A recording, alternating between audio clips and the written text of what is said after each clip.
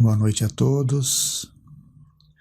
Vamos então nos preparando para mais um encontro de reflexões, de aprendizado, pedindo a Deus que nos ampare, que nos ilumine, que nos assista nos momentos da nossa vida, da nossa encarnação.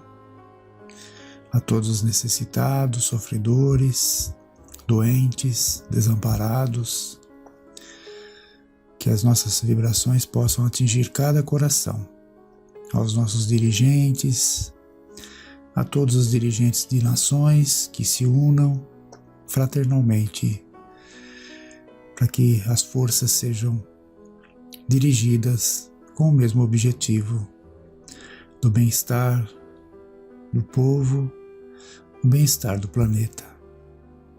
Pai nosso que estais nos céus, santificado seja o vosso nome. Venha a nós o vosso reino, seja feita a vossa vontade, assim na terra como no céu. O pão nosso de cada dia nos dai hoje. Perdoa, Pai, as nossas dívidas, assim como perdoamos os nossos devedores. Não nos deixeis cairmos em tentações e livra-nos de todo o mal. Que assim seja, graças a Deus e a Jesus. Hoje veremos do Evangelho segundo o Espiritismo o texto contido na sua introdução. E diz assim, o título é Objetivo desta obra. Podem dividir-se em 5 partes as matérias contidas nos Evangelhos: os atos comuns da vida do Cristo, os milagres, as predições, as palavras que foram tomadas pela Igreja para fundamento de seus dogmas, e o 5º, o ensino moral. As 4 primeiras têm sido objeto de controvérsias. A última, porém, que é o ensino moral, conservou-se constantemente inatacável. Diante desse código divino, a própria incredulidade se curva. É terreno onde todos os cultos podem reunir-se, estandarte sobre o qual podem todos colocar-se, quaisquer que sejam suas crenças, porquanto jamais ele constituiu matéria das disputas religiosas, que sempre e por toda parte se originaram das questões dogmáticas. Aliás, se o discutissem, nele teriam as seitas encontrado sua própria condenação, visto que, na maioria, elas se agarram mais à parte mística do que à parte moral, que exige de cada um a reforma de si mesmo. Para os homens em particular, constitui aquele código uma regra de proceder que abrange todas as circunstâncias da vida privada e da vida pública, o princípio básico de todas as relações sociais que se fundam na mais rigorosa justiça. E, finalmente, e acima de tudo, o roteiro infalível para a felicidade vindoura, o levantamento de uma ponta do véu que nos oculta a vida. Essa parte é a que será objetivo exclusivo desta obra. Então aqui ele ressalta aqui essa parte da moral, né, que nos oculta aí a vida futura, essa parte desse esclarecimento, desse levantamento do véu que ele diz, que será o objetivo principal desta obra. E ressaltamos também nesse trecho o ensino moral do Cristo, que o Evangelho em seu todo procura nos esclarecer, nos exemplificar com todas as suas passagens, nos alertar. Se manteve como universal, até mesmo pelos incrédulos, mesmo aqueles que não têm a credulidade no Cristo, não contestam, não têm argumentos para contestar esses ensinos morais contidos no Evangelho. Todos os cultos concordam com isso e não se traduz por disputas nenhuma religiosas. Não se trata de disputas religiosas. Se trata da verdade do Cristo, da moral do Cristo que nos ensinou.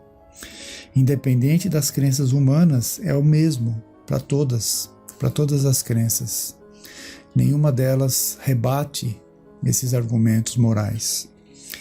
Para o homem em geral, constitui o código de regra e procedimento, tomado no setor público ou no privado, quer dizer, em qualquer circunstância da nossa vida, pública ou privada, será o mesmo, será aplicado em todos os setores, sem distinção.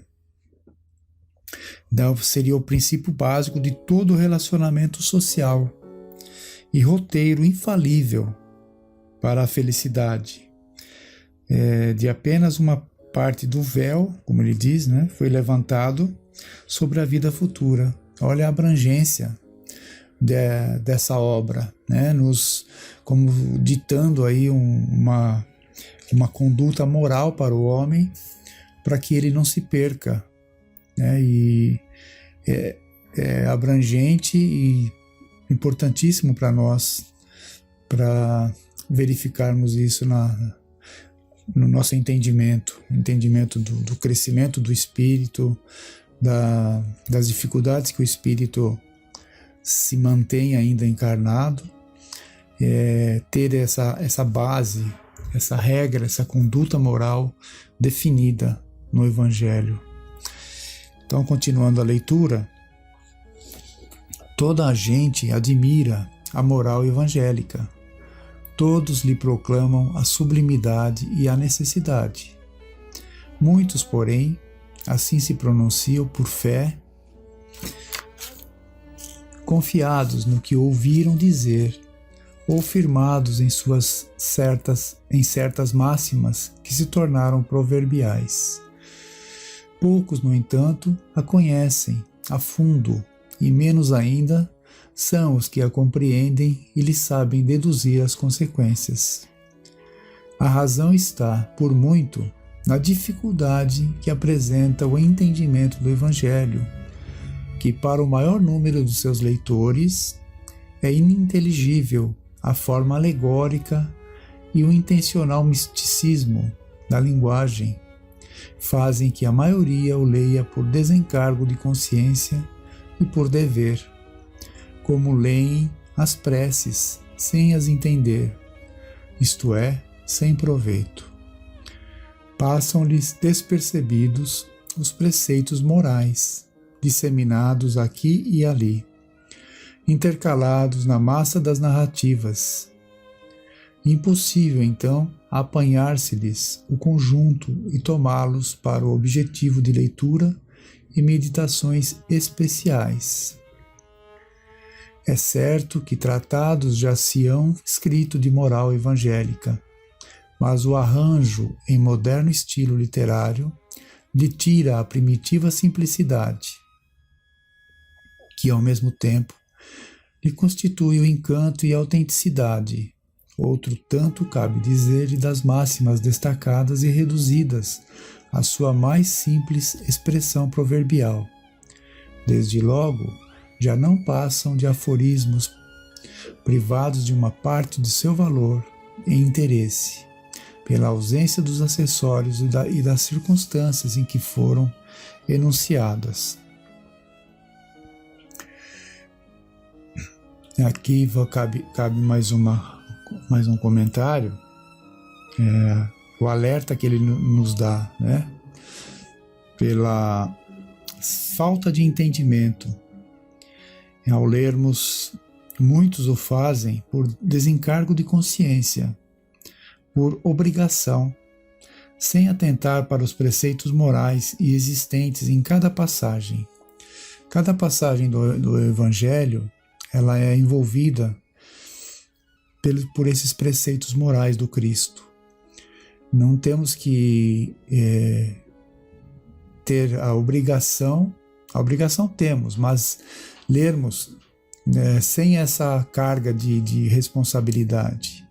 Lermos, prestarmos atenção, aproveitarmos a leitura e principalmente reflexões, né, dos trechos lidos são importantes, porque senão haverá simplesmente, eu estou lendo o Evangelho porque alguém me falou que é importante, ou porque algum espírito me orientou que eu lesse, ou passei na orientação da casa de Fabiano e lá me falaram que eu tenho que ler o Evangelho, e isso fica como uma carga, fica como uma obrigação, muitas vezes pesada.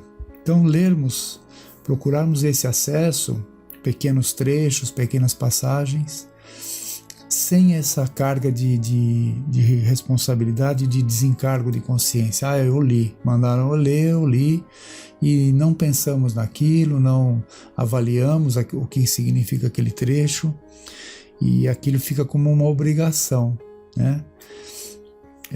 Isso até no início pode até ser dessa forma, mas depois temos que ir percebendo o valor dessas leituras, a importância que ela nos traz e principalmente ir nos moldando, ir nos adequando os nossos comportamentos de acordo com essas leituras, com essas mensagens morais do Evangelho. E também são reunidas nessa obra um código moral universal, quer dizer, é para todos, não é só para mim, não é só para você, é universal, é para o planeta, serve para a humanidade da Terra, né? E certamente para outros planos também, mas falando na Terra, serve para toda a humanidade terrestre, sem distinção de raça, de cor, de culto, de partido político, de ideologias, serve para todos nós. O trabalho de Kardec em ordenar e compilar os assuntos de forma didática é de facilitar ao máximo a nossa compreensão. Os espíritos já sabedores da nossa dificuldade em compreender, intuíram para que Kardec já fizesse um texto adequado à nossa compreensão, à nossa dificuldade, na verdade, em compreender. Há de se destacar que até isso os espíritos se preocuparam, até com isso, né? Até em facilitar a nossa compreensão, facilitar a linguagem, as explicações do Evangelho, para que a gente tivesse compreensão fácil dos temas, para facilitar o nosso entendimento. Acesso a todos os níveis culturais, não precisa ser uma pessoa com um nível cultural elevado para poder entender, né? Eu não preciso ser um espírito aí formado em várias universidades para poder entender o Evangelho. Ele é compreensível, ele é acessível a todos os níveis. E, finalmente, ele é um convite à prática da moral do Cristo, né? Sem imposição nenhuma, não nos impõe, não nos obriga, ele nos convida, como ele diz, ele é um convite às reflexões, ele é um convite para nos mostrar o caminho correto que temos que seguir. E a responsabilidade de cada um de nós em divulgação do Evangelho, através da nossa prática, através da nossa conduta, através do nosso comportamento. Vamos exteriorizando e vamos mostrando para nós e para os outros que nos observam como está esse Evangelho dentro de nós, como estamos entendendo esse Evangelho através das nossas ações. É aí que nós demonstramos se nós estamos compreendendo realmente essa moral do Cristo. E avançando um pouco então na leitura, para terminar, esta obra é para uso de todos. Dela podem todos aurir os meios de conformar com a moral do Cristo, o respectivo proceder. aos espíritas oferece aplicações que lhes concernem de modo especial, graças às relações estabelecidas doravante e permanentemente entre os homens e um mundo invisível.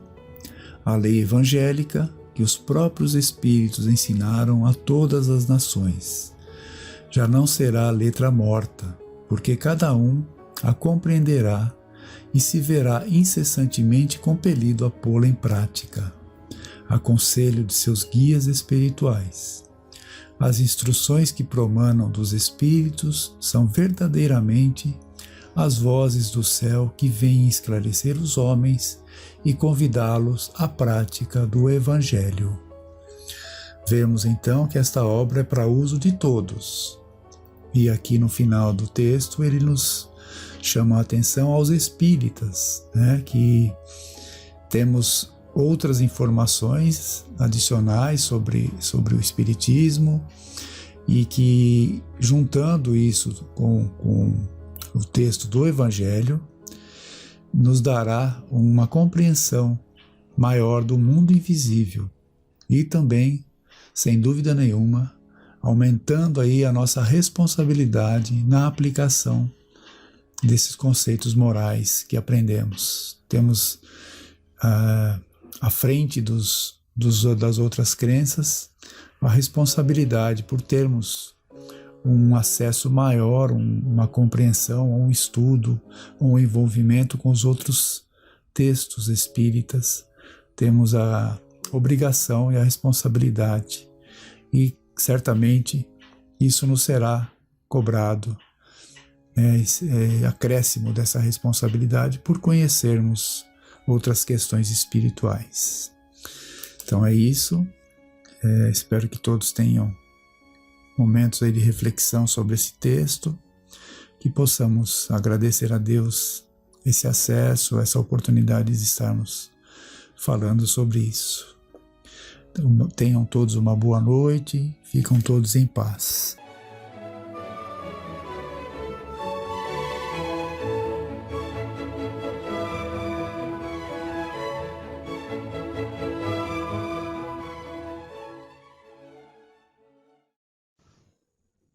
Boa noite a todos vocês. Nessa noite nós vamos comentar os aspectos do trabalho, que pode ser material e que é necessário ao homem, porque ele precisa se esforçar para suprir as necessidades do corpo e até os seus gozos. Ele é uma lei da natureza, o trabalho, e por isso todos nós temos necessidade dele. E aí, no Livro dos Espíritos, no capítulo 3, Lei do Trabalho, Kardec vai perguntar aos espíritos na questão 675. Por trabalho, só se devem entender as ocupações materiais? E os espíritos vão responder: não, o espírito trabalha assim como o corpo também trabalha. Toda ocupação útil é trabalho. E aí nós vamos ver tantas pessoas que se dizem impossibilitadas de trabalhar, ou por comorbidades, ou pelo próprio afastamento físico atual das atividades a que se dedicavam antes. Pessoal, uma prece é um trabalho. Conviver em família precisa tornar-se prazeroso, e isso envolve também um trabalho de conciliação, otimismo, indulgência. Enfim, tudo vem a ser um trabalho, tudo que for útil. E Kardec também vai perguntar na questão 679.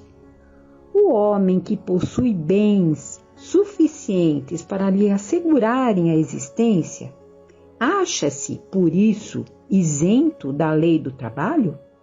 E os espíritos vão responder: do trabalho material? Talvez. Não, porém, da obrigação de tornar-se útil, conforme os meios de que disponha, nem de aperfeiçoar a sua inteligência ou também a inteligência dos outros, o que também é trabalho. Como dissemos, tudo que é útil é trabalho. Aquele a quem Deus facultou a posse de bens suficientes a lhe garantirem a existência, quer dizer, aqueles que têm poder, que têm alguma riqueza, não está constrangido a se alimentar com o suor do rosto, não é certo? Mas sua obrigação é maior ainda em ser útil aos semelhantes, tendo mais ocasiões de praticar o bem, o que lhe proporciona um adiantamento que já lhe foi feito. E agora podemos passar para o livro Nosso Lar, pelo espírito André Luiz e psicografia do Chico Xavier, em que André Luiz vai relatar a sua experiência de além-túmulo.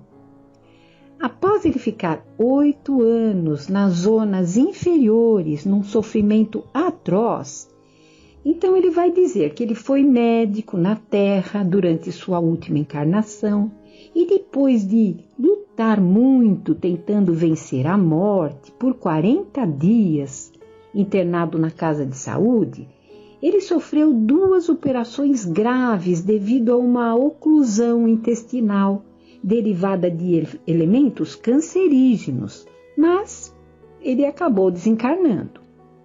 E chegando ao plano espiritual, ele foi considerado suicida e padeceu por aqueles 8 anos nas zonas inferiores sem que ele se lembrasse de Deus, ou ao menos de fazer uma prece. Enfim, assim que ele elevou o seu pensamento a Deus, ele foi socorrido imediatamente por Clarencio, que o levou e ele permaneceu na colônia Nosso Lar para um refazimento de toda aquela situação que ele havia passado. E nesse refazimento, novos conceitos, novas experiências foram se concretizando.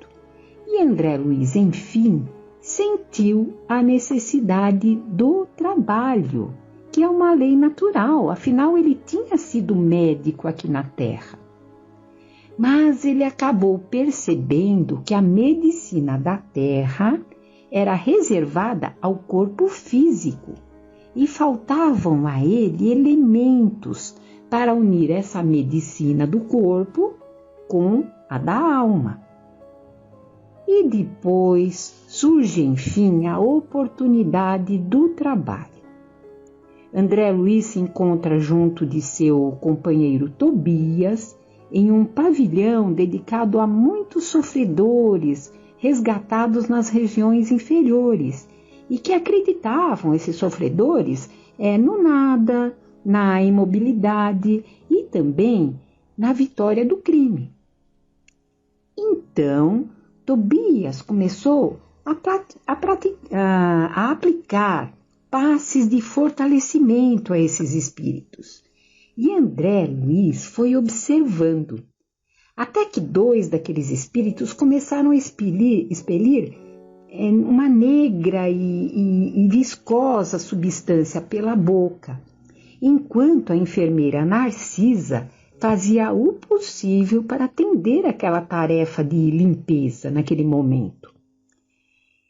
E ele instintivamente começou a ajudá-la naquele trabalho de limpeza, com humildade e ardor. Olha só a vitória do André Luiz nesse momento. E aquele trabalho abençoado se estendeu por todo o dia, custando o suor e, ao mesmo tempo, a imensa alegria do André Luiz, ao começar um trabalho rudimentar e um recomeço na educação de si mesmo. Portanto, por mais que as posições de trabalho elevem as pessoas do mundo concreto, elas pouco irão representar na verdadeira vida, que é a vida dos espíritos, o mundo dos espíritos. Então, nós vamos compreender que o que vale para nós, como espíritos imortais que somos, estagiando apenas aqui na Terra por pouco tempo, é o amor, com o qual envolvamos o nosso trabalho. E esse trabalho pode ser de destaque ou não. E isso vale tanto para o trabalho material como para o trabalho espiritual, as ações nobres. Como falamos lá atrás, uma única prece, quando ela é sincera, quando ela é de coração, ela já é considerada um trabalho. A partir daí, podemos nos remeter ao livro Fonte Viva, em que o Espírito Emmanuel vai comentar um texto escrito por Lucas, pelo evangelista Lucas, no capítulo 16, versículo 2. O título é Administração. Então, são palavras de Jesus, olha, dá conta da tua administração. Palavras de Jesus, em Lucas, capítulo 16, versículo 2. Aí vem o comentário do Emmanuel. Na essência, cada homem é servidor pelo trabalho que realiza na obra do Supremo Pai e, simultaneamente, é administrador, porquanto cada criatura detém possibilidades enormes no plano em que moreja, quer dizer, no plano em que trabalha. Mordomo do mundo não é somente aquele que encanece, que embranquece os cabelos à frente dos interesses coletivos, nas empresas públicas ou particulares, combatendo tricas mil a fim de cumprir a missão a que se dedica. Cada inteligência na Terra dará conta dos seus recursos, e esses recursos lhe foram confiados por Deus. A fortuna e a autoridade não são valores únicos de que devemos dar conta hoje e amanhã. O corpo é um templo sagrado. A saúde física é um tesouro. A oportunidade de trabalhar, ela é uma bênção. A possibilidade de servir é um obséquio divino. O ensejo de aprender é uma porta libertadora. O tempo é um patrimônio inestimável. O lar é uma dádiva do céu. O amigo é um benfeitor. A experiência benéfica é uma grande conquista. A ocasião de viver em harmonia com o Senhor, com os semelhantes e com a natureza é uma glória comum a todos. A hora de ajudar os menos favorecidos de recursos ou entendimento é valiosa. Veja bem que o auxílio aqui não é apenas aos menos favorecidos de recursos, mas aqueles que não estão sendo favorecidos também pelo entendimento. Então, essa colaboração nesse momento ela é valiosa. O chão para semear, a ignorância para ser instruída e a dor para ser consolada são apelos que o céu envia sem palavras ao mundo inteiro. Que fazes, portanto, dos talentos preciosos que repousam em teu coração, em tuas mãos e no teu caminho? Vela por tua própria tarefa no bem diante do Eterno, porque chegará o momento em que o poder divino te pedirá: dá conta da tua administração. E podemos nos lembrar aqui também, a partir desse texto, dessa reflexão, podemos nos lembrar também do espírito Bezerra de Menezes, que quando encarnado, ele se dedicou a uma medicina plena de amor, por onde ele encontrasse a necessidade. Ele foi eleito primeiro vereador, depois deputado, que hoje seria federal, pelo Rio de Janeiro, sempre se dedicando ao bem, do progresso e da coletividade. Dizia-se um espírita inconsciente ao ser-lhe apresentado o Livro dos Espíritos, e a partir daí tornou-se um defensor da doutrina espírita, passando a executar outros trabalhos como escrever para o Reformador, divulgar a Boa Nova através de veículos diversos, além de ser atuante no movimento espírita, presidindo a Federação Espírita Brasileira num momento em que uma maré de discórdias e radicalizações envolviam o meio espírita. Ele desencarnou muito pobre, mas atendendo a muitos necessitados em sua profissão de médico, deixando muitas teses, artigos e relatórios como complemento de seu grandioso trabalho. E ele continua trabalhando na condição de espírito desencarnado, auxiliando ainda aos que aqui ficaram na retaguarda, solicitando continuar esse trabalho junto à humanidade da Terra e adiando ainda seu ingresso em mundos mais felizes, que já foram conquistados por ele. Que o espírito de trabalho do Dr. Bezerra de Menezes nos envolva, sabendo que por mais que enfrentemos nossas dificuldades aqui, sejamos gratos a Deus e não esperemos o descanso eterno depois das nossas lutas, pois o trabalho continua aqui ou lá, pois ele é uma lei natural. Ele vai nos levar ao progresso. Sem ele não vamos progredir. A Terra será um mundo regenerado, sim, mas o trabalho é uma lei universal. Dia virá em que todos nós não ficaremos preocupados em pertencer ou não a um mundo de regeneração.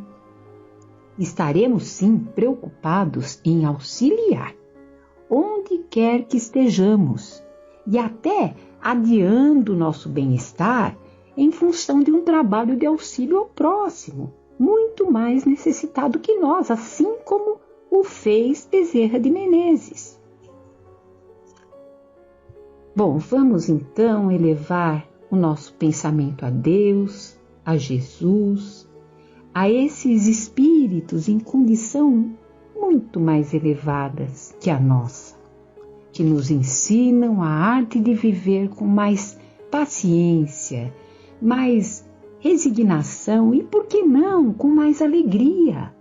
Alegria pelo testemunho que podemos dar nesse momento, como cristãos que somos. Pai nosso que estais no céu, santificado seja o vosso nome. Venha a nós o vosso reino e seja feita a vossa vontade, assim na terra como no céu. O pão nosso de cada dia nos dai hoje, Senhor. Perdoai as nossas dívidas, assim como perdoamos aos nossos devedores.